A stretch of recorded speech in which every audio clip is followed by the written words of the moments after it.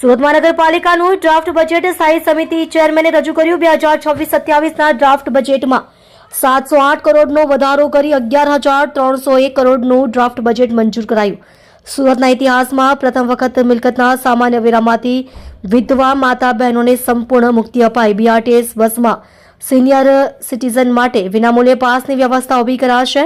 સ્થાનિક અર્થતંત્રને પ્રોત્સાહન મળે તે માટે હાટમેળાનું આયોજન કરાશે। માન્ય કરેલ ધાર્મિક સંપ્રદાયને પાયાની સુવિધા જેવી કે પથ્થર road, drainage, water cooler, solar panel માટે 25 કરોડ ફાળવાયા। સુરત મહાનગરપાલિકાના તમામ ઝોનમાં એક નવું આધાર કાર્ડ સેન્ટર ઊભું કરાશે। મોટા વરાછા અને લિંબાયતમાં સ્વિમિંગ પૂલ બનાવવાનું આયોજન। 8મા ઝોનમાં મહિલાઓ માટે સ્વિમિંગ પૂલ બનાવશે। લિંબાયત અને રાંદેરમાં પમ્પિંગ સ્ટેશન બનાવશે। ટીબી મુક્ત સુરત કરવા નિઃશુલ્ક બેઝિક લેબોરેટરી તપાસ અને પોર્ટેબલ એક્સરે કરાશે। હિન્દુ મિલન મંદિર પાસે ફૂટ ઓવરબ્રિજ બનાવશે।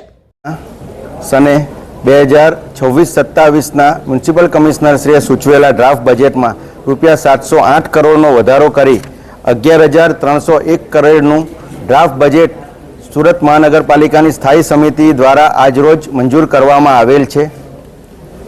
આ બજેટ એક વાસ્તવિકતાલક્ષી બજેટ છે। ગુજરાતના મુખ્યમંત્રી ભૂપેન્દ્રભાઈ પટેલ સાહેબ તેમજ અમારા કેન્દ્રીય જળશક્તિ મંત્રી CR પાટીલ સાહેબની આગેવાનીમાં સુરત શહેર સતત વિકસતું શહેર છે અને આ વિકાસની કેળીને આગળ ધપાવવા માટે આ બજેટ વધુ એક નવું મોરપીંછ સાબિત થશે।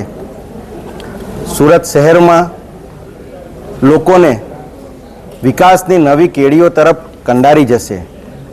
આ વખતના બજેટમાં પણ ફરી એક વખત આ વખતે અમે અમારી આ ટર્મનું સતત ત્રીજું બજેટ છે જે કર અને દરના વધારા વગરનું બજેટ છે। કર અને દરમાં એક પણ રૂપિયાનો વધારો કર્યા સિવાય કેવી રીતે વિકાસ કરી શકાય તે ભાજપ શાસકોએ ફરી એક વખત બતાવી દીધું છે। આ વખતના બજેટમાં અમે વિધવા માતા અને બહેનોને સામાન્ય વેરામાંથી મુક્તિ આપતી એક જાહેરાત કરીએ છીએ। વિધવા માતા અને બહેનો જે રાજ્ય સરકાર હસ્તકની વિધવા સહાય મેળવતા હશે તેનો કાર્ડ બતાવીને આ સામાન્ય વેરામાંથી રાહત મેળવી શકશે। વડીલો માટે આ વખતે BRTSમાં મુસાફરી સુરત મહાનગરપાલિકા દ્વારા વિનામૂલ્યે કરવામાં આવશે। કોઈ પણ વડીલ નજીકના સિવિક સેન્ટર પર જઈને એ માટેનો પાસ બનાવી શકશે અને BRTSમાં વિનામૂલ્યે મુસાફરી કરી શકશે।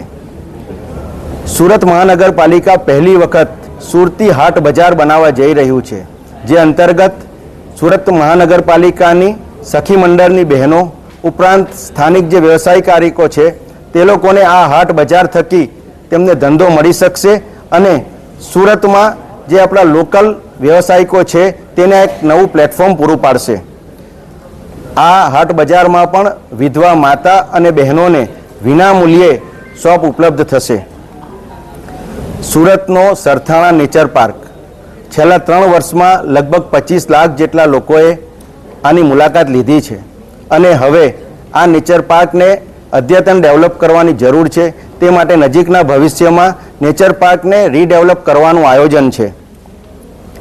હાલમાં સુરત મહાનગરપાલિકાના તમામ ઝોનમાં તેમજ અમુક સિવિક સેન્ટરો પર આધાર સેન્ટરો ચાલુ છે, પણ તમામ 30 ઇલેક્શન વોર્ડમાં આવેલી વોર્ડ ઓફિસો પૈકી કોઈ પણ એક વોર્ડ ઓફિસમાં એટલે કે 30 વોર્ડ ઓફિસોમાં નવા આધાર કાર્ડ સેન્ટરો શરૂ કરવામાં આવશે, જેથી જનતાને દરેક દૂર જગ્યાએ જવું નહીં પડે। સુરત મહાનગરપાલિકા પહેલી વખત ધાર્મિક સંસ્થાઓને પાણી, ડ્રેનેજ, રસ્તા, પેવર બ્લોક, વોટર કુલર અથવા તો સોલર પેનલ માટે સહાય કરી શકે તે માટે 25 કરોડ રૂપિયાનું અનુદાન નક્કી કરવામાં આવેલ છે।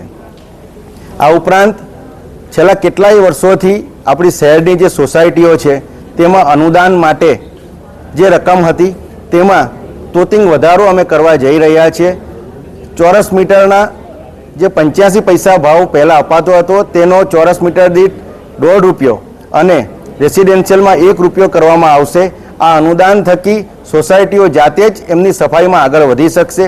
લગભગ અંદાજે 1160 જેટલી સોસાયટીઓને આનો લાભ મળશે। નમસ્કાર।